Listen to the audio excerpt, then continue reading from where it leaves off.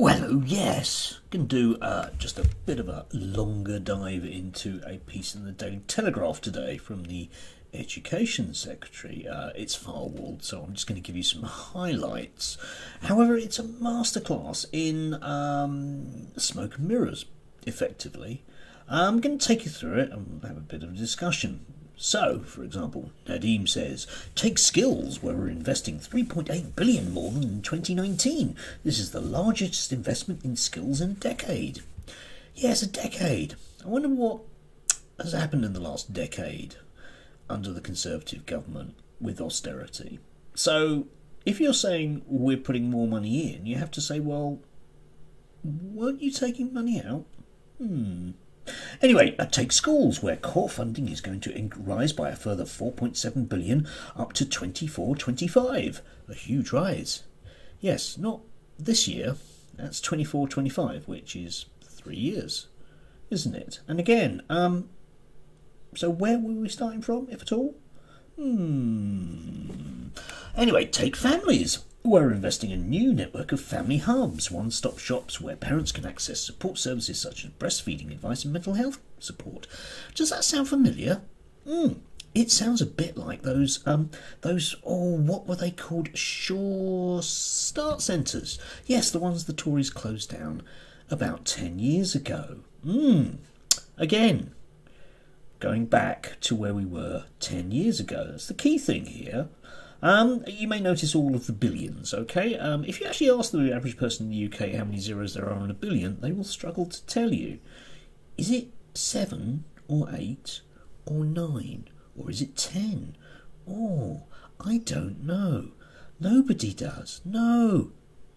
Look it up. Anyway, together with our existing ambitious plans, including for the delivery of 6 million tutoring courses and training for up to 500,000 teachers, it takes overall investment dedicated towards pupils' recovery to almost 5 billion. Again, big numbers. 6 million tutoring courses. I think each of those is an individual lesson, by the way. Yes. On top, we're also providing an additional 1.8 billion in investment to support young people's recovery. Yes, you may recall a few weeks ago, months ago, that it was suggested that 15 billion was needed to properly make up for COVID, and the person responsible for that recommendation resigned because the government wouldn't do it. So, not 15, 1.8. And again, where's the baseline here? We have no idea. For schools, this new investment means a 1 billion recovery premium fund. An average secondary school will receive around £70,000 a year in additional cash for recovery. £70,000. I would suggest that's roughly speaking 2 teachers. Just roughly speaking, that's what that realistically adds.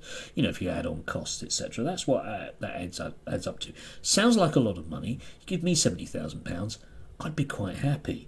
Give a school £70,000, it's not a lot. But big numbers are important. Remember that. Billions, 1.8 billion. How many zeros? I don't know.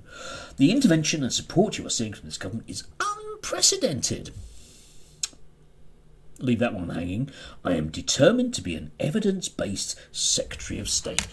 Good. Well, maybe the evidence we should have started off with is where exactly were we starting from? Because most of the commentary on the budget suggests very, very strongly that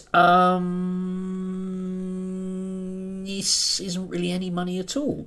I'm going to quote from Paul Johnson, Director of the Institute of Fiscal Studies, in another piece in the HuffPost, focusing on the Chancellor's promise to return spending to 2010 levels. Yes, Rishi Sunak said, well, we're going to return it to 2010 levels.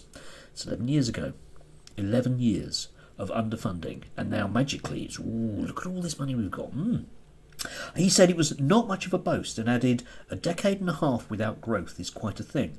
Johnson told the BBC the increased spending was hardly a bonanza, adding, to have no growth over the 15 years in such an important part of public services is unprecedented. So it's hardly a bonanza for the education system.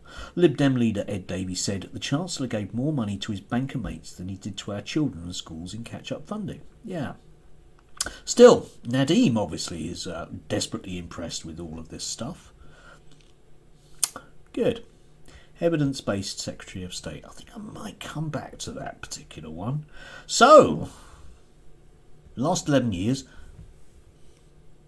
have not happened. Yeah, brilliant.